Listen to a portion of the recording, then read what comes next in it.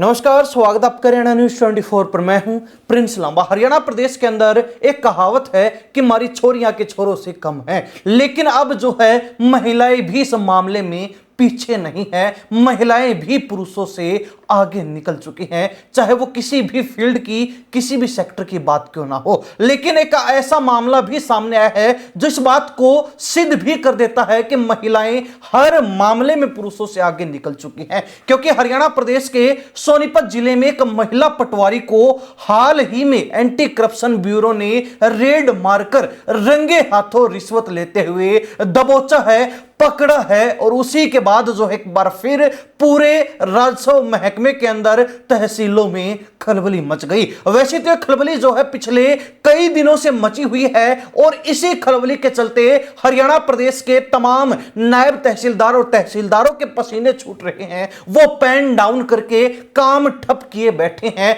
लेकिन दूसरी तरफ एंटी करप्शन ब्यूरो और सरकार की जितनी भी जांच एजेंसियां हैं, ये रुक नहीं रही हैं, ये रेड मारना बंद नहीं कर रही हैं। और एक के बाद एक जो है, चाहे वो राजस्व विभाग हो या फिर कोई अन्य सरकारी महकमा, हर महकमे में हड़कंप मचा रही हैं, तहलका मचा रही हैं। और इसी बीच राजस्व विभाग में भले ही तहसीलदारों, नायब तहसीलदारों की हड़ताल चल रही हो, पटवारी भले ही 2-3 दिन पहले ही अपनी हड़ताल पूरी करके उठे हों, लेकिन एसीबी को फर्क नहीं पड़ता। एक बार फिर एक महिला पटवारी को रिश्वत लेते हुए रंगे हाथों पकड़कर जो है एसीबी ने यह बता दिया कि कोई गलत करेगा तो उसको छोड़ा नहीं जाएगा, चाहे वो फिर हड़ताल करें, चाहे वो फिर धरना प्रदर्शन करें या फिर वो पेन डाउन ही क्यों ना कर ले। अब यह पूरा मामला क्या है, कैसे जो है यह महिला पटवारी एंटी करप्शन ब्यूरो के हत्थे चढ़ गई, पूरा मामला विस्तार से आपको बताते हैं। बता दें कि सोनीपत एसीबी इंस्पेक्टर जगजीत सिंह के मुताबिक सिसाना गांव निवासी अनिल ने बताया कि उनका 450 वर्ग गज का एक पंचायती प्लॉट है। प्लॉट पर परिवार का पिछले करीब 25 वर्षों से कब्जा चला आ रहा है। हरियाणा सरकार की मालिकाना हक योजना के नियमों के अनुसार जिस जमीन पर कोई व्यक्ति 20 वर्ष या उससे अधिक समय से काबिज है, सरकार द्वारा निर्धारित राशि जमा कराकर उसकी रजिस्ट्री कराई जा सकती है। इसी योजना के तहत फाइल तैयार करवाई गई थी। अनिल ने आरोप लगाया कि पटवारी सुदेश ने फाइल पास करने के बदले 25,000 रुपए की रिश्वत मांगी। बाद में सौदा जो है 20,000 रुपए में तय हुआ। रिश्वत न मिलने के कारण पटवारी ने पिछले कई महीनों से फाइल को जानबूझकर रोक रखा था।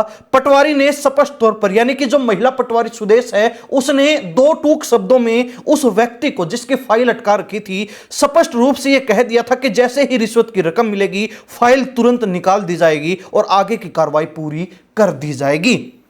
अनिल ने बताया कि इस मामले में गांव सिसाना निवासी कैंटीन संचालक कृष्ण चंद को भी शामिल किया था। शिकायतकर्ता ने 20,000 की रिश्वत जो कैंटीन संचालक कृष्ण चंद है उसको दी थी, जो यह राशि पटवारी तक पहुंचाने वाला था। जैसे ही कृष्ण चंद ने रिश्वत की रकम लेकर पटवारी सुदेश के पास पहुंचा, एसीबी की टीम ने जो जाल बिछाए पहले से बैठी थी, मौके पर ही दबिश देकर दोनों को रंगे हाथों पकड़ लिया और गिरफ्तार करके अपने साथ ले गई। आपको बता दें कि इस महिला पटवारी सुदेश का कहना था कि आज के दिन कोई भी काम मुफ्त में, फ्री में नहीं होता है।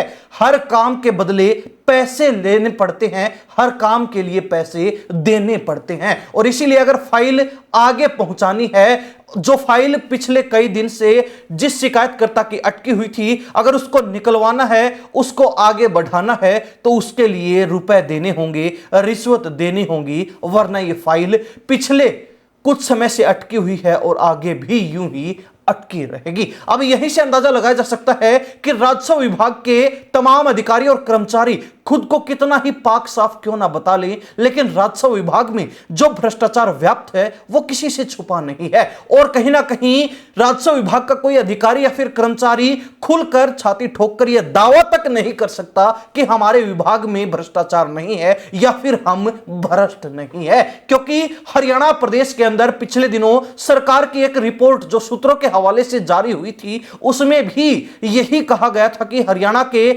सबसे ज्यादा भ्रष्ट महकमों में राजस्व विभाग अव्वल है, पहले नंबर पर है। और इस रिकॉर्ड को जो है राजस्व विभाग के अधिकारी और कर्मचारी लगातार कायम रखे हुए हैं, बरकरार रखे हुए हैं। राजस्व विभाग को भ्रष्टाचार के मामले में पहले नंबर पर बना रखा है, इसको दूसरे या तीसरे नंबर पर जाने ही नहीं दे रहे हैं। और अब जो है एसीबी ने एक बार फिर, एंटी करप्शन ब्यूरो ने एक बार फिर रेड मारकर महिला पटवारी को रंगे हाथों रिश्वत लेते दबोचकर यह ऐलान कर दिया है कि चाहे रेवेन्यू डिपार्टमेंट के अधिकारी हड़ताल करते रहें, चाहे पटवारी आंदोलन क्यों ना करते रहें, लेकिन जो गलत करेगा वो भुगतेगा, उसको छोड़ा नहीं जाएगा।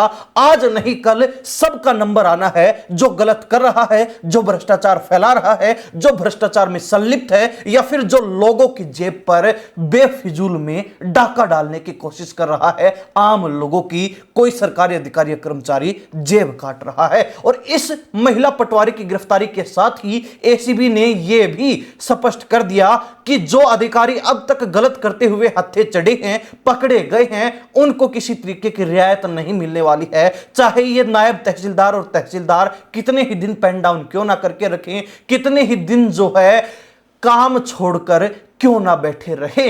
अब ऐसे में देखने वाली बात यह रहेगी कि पटवारियों की मांग जो है मुख्यमंत्री ने मान ली थी, पटवारियों ने अपना धरना समाप्त कर दिया था, लेकिन क्या नायब तहसीलदार और तहसीलदारों ने 3 जो तहसीलदार नायब तहसीलदार पकड़े गए थे, जिनके रजिस्ट्री से जुड़े कारनामे या फिर यूं कहे कि घोटाले सामने आए थे, एसीबी ने उनको उठा लिया था और उन पर फिलहाल जो भी जांच या फिर कार्रवाई चल रही है उसको रोकने के लिए, उसको रुकवाने के लिए जो है तमाम नायब तहसीलदार और तहसीलदारों की एसोसिएशन राज्यव्यापी हड़ताल पर है, एक तरीके से पेन डाउन करके बैठे हैं। तो क्या इनकी भी मांगे मानी जाएंगी या फिर एसीबी किसी के सामने झुकने वाले नहीं है, यह देखने वाली बात रहेगी। हरियाणा प्रदेश की जनता एसीबी की इस कार्रवाई से संतुष्ट है या फिर नहीं, और एसीबी की जो दनादन कार्रवाइयां चल रही हैं इसको लेकर क्या कहना है, कमेंट के माध्यम से जरूर लिखिए। इन्हीं सब बातों के साथ मैं प्रिंस लांबा, हरियाणा न्यूज 24। नमस्कार, जय हिंद।